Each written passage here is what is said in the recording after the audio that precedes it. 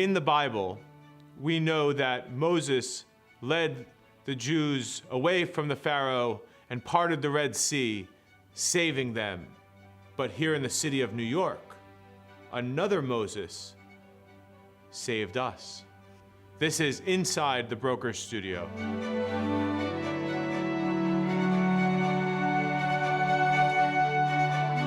Welcome to Inside the Broker Studio. I'm David.Rosen. Today we're going to talk about Bob Moses, a very controversial and powerful man. Bob Moses, at the apex of his power, simultaneously held 12 different job titles, none of which were elected positions. He was appointed the Commissioner of Parks for the city and state of New York by the respective governors and mayors in succession, and he was known to be much more powerful than any governor or any mayor. He grew up in a townhouse in what's today Murray Hill in the 20s and 30s, and in the time of his youth, New York City was filled with corruption. Well, if you can't beat them, join them, and that's what Bob Moses did. He couldn't beat them. He had lots of positions and tried to beat them, but what ultimately happened is he became the right-hand man of former mayor of New York and then governor of New York, Alfred Smith. And he learned how to write laws. And what then happened was he, at the Great Depression, wrote bunches of laws and proposals to the federal government. Man he knew very well, Franklin Roosevelt, who had been the governor of New York, was presiding over the New Deal.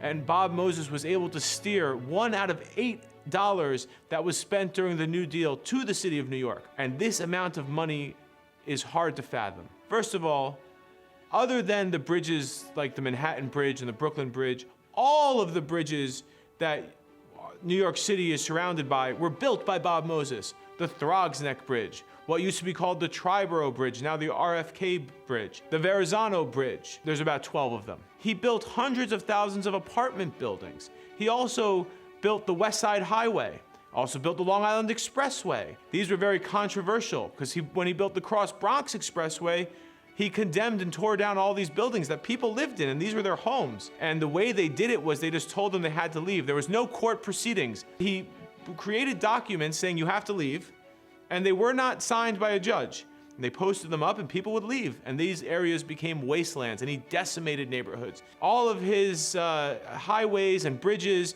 didn't allow for mass transit. In fact, they had bridges over them that would be too low to let buses go through, so that when the people who wanted to use the beaches he was building would go out there, they had to own private cars or they couldn't get there. What way is that for a man to act? But just because he was a racist doesn't mean that we can ignore his contribution. Without Bob Moses, there is no New York. Now you have to understand this when it comes to the legacy of Bob Moses.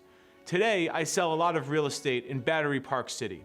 And when you own real estate in Battery Park City, people often incorrectly say, isn't that a land lease? No. The Battery Park City Authority was founded by Bob Moses, and every time you hear about parks in New York City, Bob Moses is probably behind it. And what he did was he created a separate organization where you pay your taxes to this Battery Park City Authority as opposed to paying them to the city of New York. So the authority controls the money and keeps the trees planted and fed and all this. Everything Bob Moses did was done in a way to divert the money away from public government and into quasi-public authorities that he could control. The most famous of these is the Port Authority, which is the Port Authority of New York and New Jersey, which has a massive budget and is now collectively controlled by the governors of New York and New Jersey.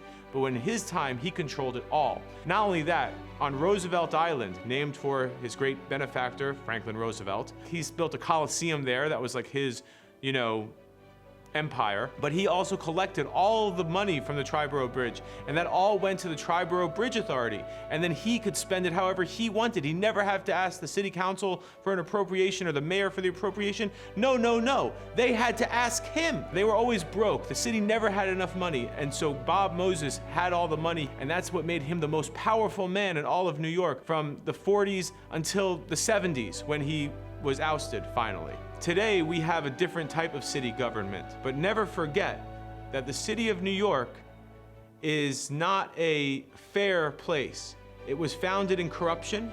It was then revolutionized by a man who was not himself known for being corrupt, Bob Moses, but who did things in a way outside of public government. And even to this day, the partnership between public interest and privatized public interest remains incredibly complicated and robust here in the city of New York. Thank you for watching another installment of Inside the Broker's Studio. This is David Rosen signing off.